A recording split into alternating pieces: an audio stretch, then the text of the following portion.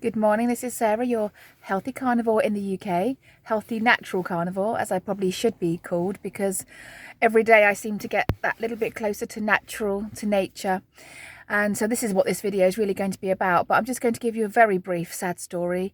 Reason we didn't have a video yesterday is because we actually lost one of our chickens, and it was our youngest one that we hand reared in the hall, and she was about 16 months old and very cute and dark, copper morans, and we really liked her, and she was very, very sweet. And because she was hand reared, she loved being carried around by us. And this week we did sadly lose her. We spent hours researching to see if there's anything that we did wrong, that we could have done better, and turns out that it was just a really unlucky thing. It did happen to one other of our chickens recently as well, but we've racked our brains to try and find out what went wrong, and it does turn out it was just really bad luck. So we were very sad. Got up this morning still feeling sad, didn't want to do a video, and I thought, I work with children, I've got to lift myself up. I've got people that are potentially waiting for a video to try and lift up their day maybe, and so I'm thinking, right, come on, buck your ideas up. The only good thing to come out of it though is that yesterday I was able to confirm to myself that my comfort eating tendencies have gone away. I no longer numb myself with food, dumb myself down with food. It didn't even occur to me to comfort eat.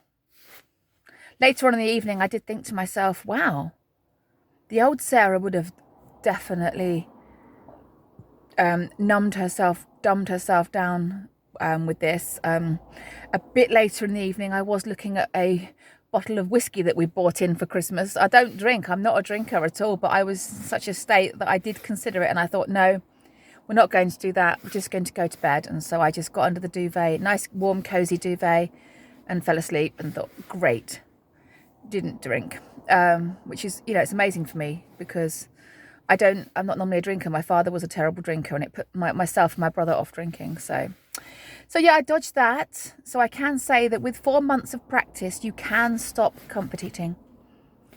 In the beginning, not so easy, but you can do it. If you're someone that's just embarking on carnivore, or you haven't done 4 months yet, and you haven't done 4 months because you will have these comfort eating tendencies, what I'd like to say is you can kill that. You can get rid of it. It can go away. I mean, I was a trained comfort eater from a very, very young age, and I've managed to stamp it out. So I think everyone should probably give it a go at stamping it out, because it's very satisfying when you realize that you're able to ride through some emotions that are horrible. So this all kind of leads in, what the events of yesterday all kind of lead into this whole journey. You can learn how to ride through difficult emotions without trying to stamp them out with food. And let's face it, we do all know, don't we? We've all been there where we've been in a difficult situation, tried to numb ourselves down with food, but it hasn't done anything. We're still in the bad mood. We're still feeling sad. We're still feeling stressed. But somehow we've managed to convince ourselves that eating A, B, C or X, Y, Z is going to help. And we know it doesn't. So I am so glad I've lost that. And now, I don't know what day I'm on. I actually don't know what day I'm on. It's about 135 maybe. I'm not sure. I'm going to have to check that out for you.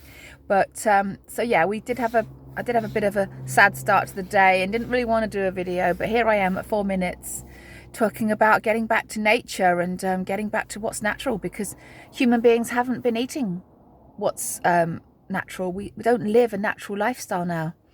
I've just driven to work. It's only a very short journey.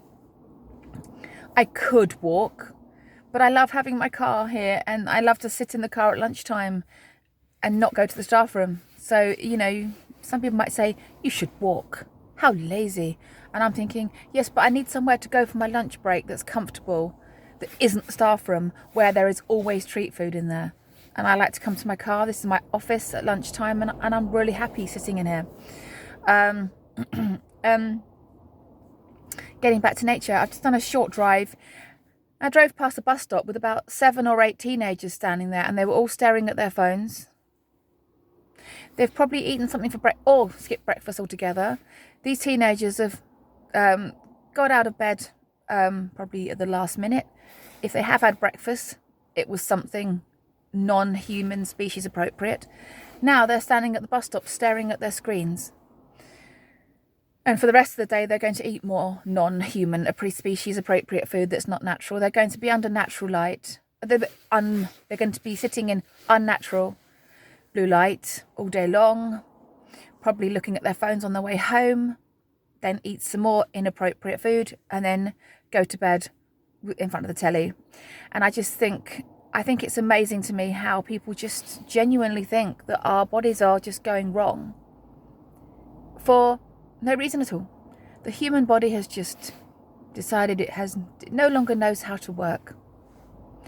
And if that is true, then we are in so much trouble.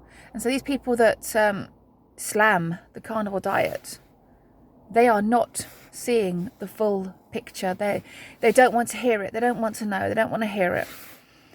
They don't want to have to admit that they may have to give up food that gives them immense comfort and pleasure. So they just slam it instead. So you've got all these stories of amazing healing, of people just returning back to the way we should be. You know, some of us use the word superhuman, the way we feel, but really it isn't superhuman. It's how we're supposed to feel, how we're supposed to be. I like to get as much natural sunlight as I possibly can. Sometimes I moan about working outside in my, but actually not so much. Yes, I don't particularly like it when the cold really sets in and I just can't get warm, but at least I'm in natural light for loads of hours of the day. We're in a UK winter. If I worked in an office now, I'd be going to work in the dark, unnatural light all day, going home in the dark. Fortunately, I get to be outside, so I get 2, 3, 4 hours, 5 hours of actual natural light. I mean, we are cloudy today, but it is still a natural light environment, not inside. So how can we make changes to our lives to get more back to natural? As Kerry from Homestead House says, we have just become so far away from natural, we just don't know what it means anymore. I was born into artificial light. Children today are born into all of those things, plus Wi-Fi, plus screens. It makes me sad that I'm the last generation of human to know what it's like to live without Wi-Fi and live without these constant attachment to screens. But there's nothing we can really do about that other than just try and teach our kids that they do need to get away from those screens as much as possible. Eat as humanly, specifically, appropriately as possible. Get as much natural light as possible. Use as few unnatural chemicals on our skin as possible. Stay away from doctors. Do whatever it takes to stay out of hospitals. And just, you know, I'm trying to lead the way in my house by using a more natural deodorant. I use the Pit Rock one, which is where you just rub some kind of rock under your armpit. I use it in the week and then I don't use anything at the weekend. I'm trying to lead the way, but everyone in my house just wants to keep using the normal deodorants, but I'm trying to drop seeds. I am completely, obviously, seed oil free, trying to drop seeds without being annoying to try and get them to do it, but they've heard so much about my health journey and so much about my stories, they just stop talking about it. So they are still consuming those things, and all I can do is just drop seeds and be an example to and hope that they follow suit at some point, which I do think they will. I was going to try and make this upbeat, but it still isn't upbeat, is it? It's still a bit serious. That's not a Christmas hat. I've got nothing in here. I've got a couple of broken hula hoops. But no trumpets, nothing funny, no glasses. I need to bring some stuff in here. I don't know what day I'm on. Do you remember? Anyone got any idea what day I'm on? But I think, yeah, I was going to try and make this upbeat, and this is more upbeat than I was going to do. I need to sort of liven myself up a bit, but I think this is going to be a 10-minute one because I don't think I've got anything else to say other than get back to nature, get back to natural. If you are feeling superhuman, in reality, you are just feeling human. We are not supposed to feel the way we do. We're not supposed to feel downtrodden, downbeat. Yesterday we had a meeting about looking after our mental health and swapping tips about how to sort out our mental health, and I had to just sit there quietly. I didn't say what I was in my head, because if I'd have said what was in my head, I would have just been shunned. What was in my head was eat as much animal fat as possible, because when you do eat as much animal fat and animal protein as possible, and you're not eating the sugar and the shit and the processed, ultra processed crap, you can rise above difficult situations and recover from them a lot quicker. I know the old Sarah on a bad day would have gone home and binged. Did it help? Absolutely not. In the moment, did I care? No. And now I do care. I do care enough to say, I'm not going to do that anymore. I am going to ride out this emotion. It will pass. Luckily, the difficult times we've been through in the last 4 months have been minor things. I hope I don't have to go and ride through something more serious than what we've been through. But it'll be interesting. Let's just hope it doesn't happen. These have been minor niggles, really, you know. Last night was incredibly sad, and I was quite ready to take responsibility for myself. And then we just did so much research and discovered that the thing that happened to them was just really bad luck. And I didn't comfort eat because I want to stay natural. I want to return to natural and stay there for the rest of my life. So the carnivore community has got me now for the rest of my life. I don't know how much longer YouTube is going to accept these kind of videos. But if they do keep allowing us to say it, you're going to keep getting it. So, yeah, I'm sorry that the video started off with a bit of sadness. But the upside to it all is that I was able to say, I did not comfort eat. I did not. And that's something I'm incredibly proud of. So, hopefully tomorrow, I think tomorrow we'll probably most likely be chatting about the C word.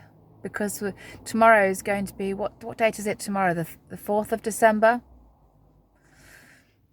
We're going to need to talk about that, I think.